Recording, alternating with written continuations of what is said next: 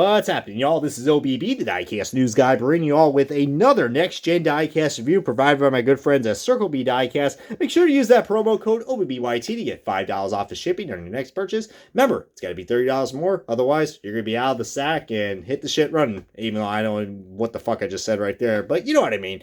You're going to be shit out luck and jolly well sucked. Today, it's going to be on a diecast that I know my good buddy Ninja Chris.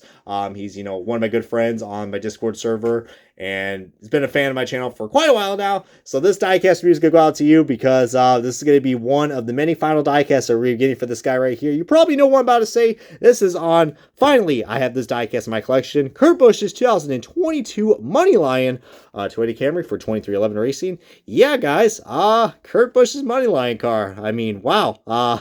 As you can see, we're going to have a lot to dissect about this car, guys, because this thing has been an absolute hot seller, guys. I tried finding this at the track, and it just sold out. All right, it's absolutely sold out. I can only find Bubba Wallace cars. This, I mean, it's Kurt Busch. Of course, this thing's gonna sell out. But man, the hype around that, his diecast have been insane, guys.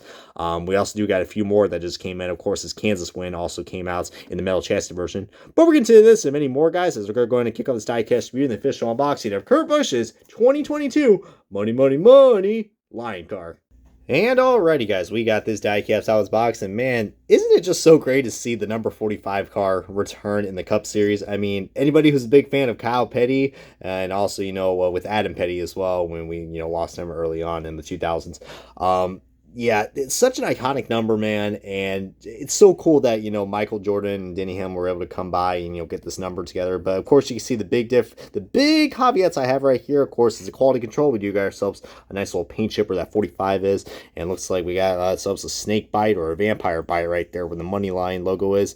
And yeah, the 45 is pretty pushed up almost to the fender, so it's not really supposed to be like that. So not really the best quality control right there. And you also see the decal has also flaked off. So yeah, that's not looking too good. I'm literally committing a mass murder scene on this car. I mean, but that's just loose decal paper. So yeah, but that's what the diecast, that side actually looks a lot better, to be honest with you guys.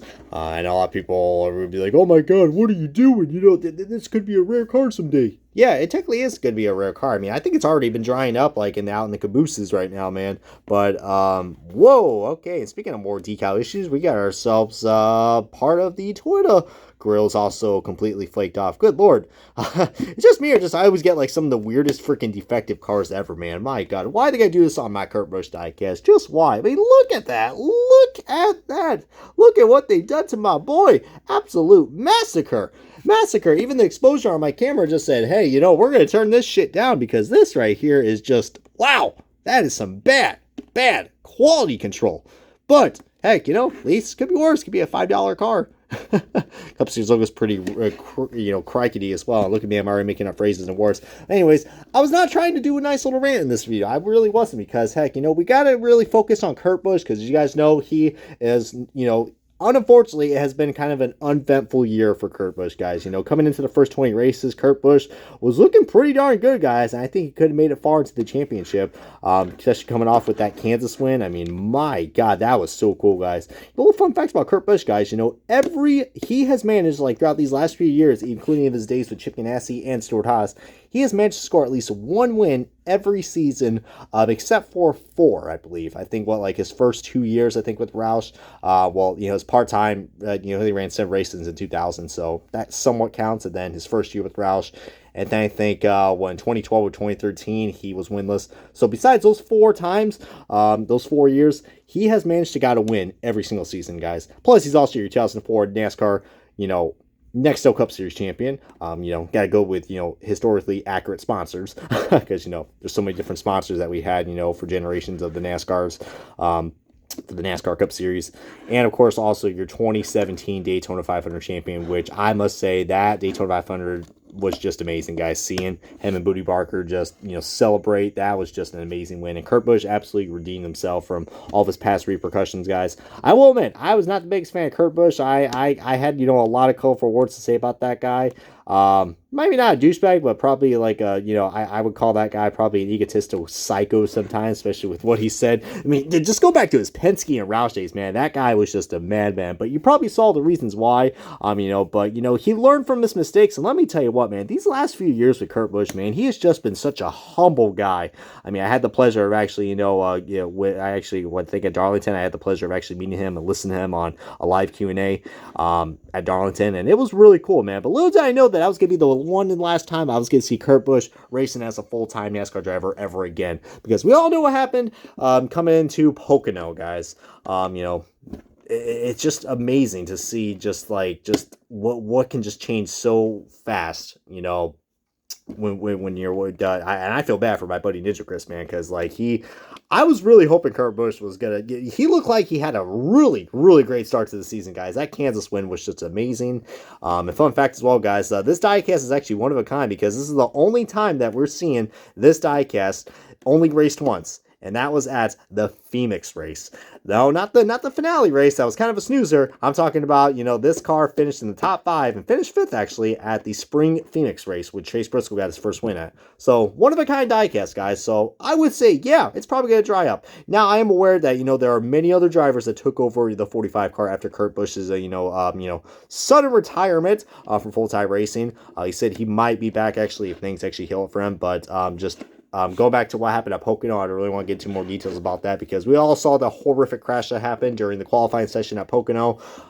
Kurt Busch just got loose out turns, coming in turns 3 and 4 at Pocono, and the sound of that impact, guys, was just, I knew something just didn't sound right. I was like, yikes, that was bad. It didn't look like it was going to be bad but once we started hearing more drivers come forward, after Kurt Busch's, concussion-like symptoms, came out to the public, many more drivers were vocal about just how you can feel the force of this next-gen car. It's so rigid, especially in the back bumper, guys. So hopefully next year, holy Christ, speaking of, back bumpers, guys, it looks like this thing probably crashed at Pocono. I mean, my God, the quality control on this thing is shit. Absolute shit. I mean, look how sideways that is, guys. I mean, this might be the Pocono car after all, guys, because looking at that back bumper, my God, I really do not want to, make any more fun or jokes about this car, guys, but just, even Lionel can't even get a Kurt Busch diecast right, guys. I mean, the amount of disrespect, man. Lionel, come on, bro, come on. I need some more money. You guys owe me more. I want my money back. Oh, don't make me get a line come after you, sons of bitches. Okay, another thing I criticize about the paint scheme, guys. Why is there such a big space right here? And the money line word is so small, and there's a big space right here, and then the money line logo is right here. And I'm gonna be completely honest with you guys. This is a cool paint scheme, but I don't know, guys. I'm kind of missing that bright that. It's like a darker teal, bluish green. It's not really green. It's more of a very dark blue compared to that nice toothpaste green. If you guys know the Chase Elliott Universe car, that's basically what that money line green was. So I don't know if they decided to just change the colors of their logo or what. But here's a side-by-side comparison of the money line car from 2021 with Brad Keselowski. As you guys know, money line went from Penske to 2311, and that was kind of interesting, but it was kind of spoiled to the public because I think we saw one of the fire suits from Kurt Busch. I think we saw, or it was Bubba Wallace. There was the money line. I was like, we can see where that team's going for, or where that sponsor's going for. But I don't know. There's just something about me, guys. I do love I think the paint scheme actually looks cool. It looks a lot better than just these random lines that we got right here on the money line car. But I'll be completely honest with you guys, I like the colors a lot more on the 2021 car because I don't know, there's just something about it that just really catches my eye compared to this. I mean, heck, this one, like I said, this one has sold out regardless of what you may think of what the colors are. And I'm aware that there is supposed to be a Monster Energy logo right here. But for anybody who's new or watching these diecast reviews, Monster Energy does not want any of their logos on their diecast. I guess you can say they're pretty butthurt after that, the whole 3-year deal with NASCAR, sponsored the Cup Series. But not for real. They're owned by Coca-Cola, and Coca-Cola has a very strict license, so they can't actually print, even on the 124s, guys, we can't get any Monster Energy diecast for the 124s. So, Ty Gibbs fans, you're going to be out of luck not getting any Monster diecast. Speaking of that, guys, Ty Gibbs actually drove, I believe, actually, as you guys know, he drove the 45 car along with many others. This car right here had the 45, it was cool to get the 45 car back into victory lane, not once, but twice, with Bubba Wallace, because, I mean, it's just been a weird year for 2311 guys, because they had the whole thing, and then of course what happened at Phoenix as well with the whole thing with Coy Gibbs and Ty Gibbs. So now Daniel Hemrick had to go to the 23, and then the 45 was above Wallace, but then they had to switch numbers because Bub Wallace was trying to go for the owner's title, so that's why they switched numbers. So it's been such a wonky year, man. So hopefully things are gonna be a lot better for this team. Just yeah, it has just been weird, man, with the different drivers, and but who would have predicted that Kurt Busch would be, unfortunately the first victim of the next gen injuries, which really sucks, man. But just I'm hoping the best for Kurt Busch, and he has had a great career in NASCAR, guys. 34 career wins. And like I said, he's a Cup Series champion and a Daytona 500 champion. What more can he accomplish? And he's only had 4 winless seasons. So I must say that is definitely worthy of Hall of Fame. But comment below what you guys think about Kurt Busch. Do you guys think he deserves to be in the Hall of Fame? I definitely think he so, but want to hear you guys' comments and thoughts about that.